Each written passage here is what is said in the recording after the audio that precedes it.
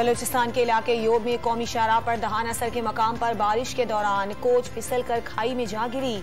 19 अफराद जाँ बहक और 14 जख्मी हो गए। बदकिस्मत कोच रावलपिंडी से कोयटा जा रही थी।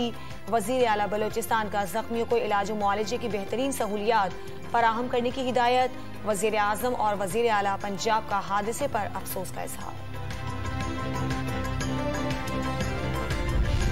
कराची में कोरोना वायरस की शिद्दत में एक बार फिर इजाफा, शरह 21% से जायद हो गई।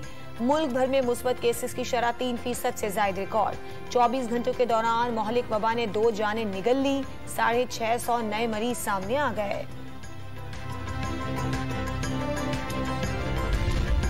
पेश गोइयां धरी रह गई। कराची को जलथल करने वाले बादल चकमा देकर समंदर की तरफ बढ़ गए। तूफानी हवाओं और मूसलाधार बारिश का खतरा टल गया। कराची में आज और कल बारिश का इम्कान नहीं।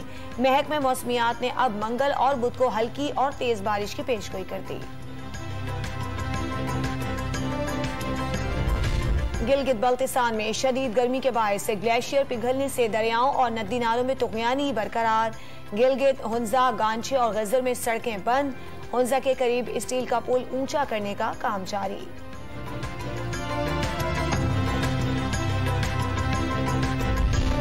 मुल्क भर में बिजली का शॉर्टफॉल 7,787 मेगावाट तक जा पहुंचा। कराची में लोड शेडिंग का दौरानिया 14 घंटे तक पहुंच गया। मुस्तस्ना इलाकों में भी दिन रात लोड शेडिंग। पेशावर, कोयटा और लाहौर के शहरी भी बिजली की लोड शेडिंग का अजाब झेलने पर मजबूर।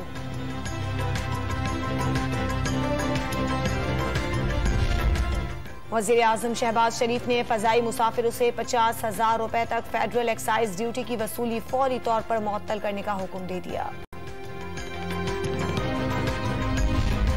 800 से जायद अशिया की दरामदात पर पाबंदी के बावजूद पाकिस्तान का तिजारती खसारा रिकॉर्ड सतह पर पहुंच गया।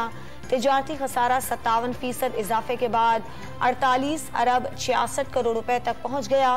खाम तेल और मुख्तलिफ अशिया की कीमतों में इजाफा भी वजूहात में शामिल। और पीसीबी ने कश्मीर प्रीमियर लीग को एनओसी जारी कर दिया। एक नई फ्रेंचाइज का भी इजाफा कर दिया गया।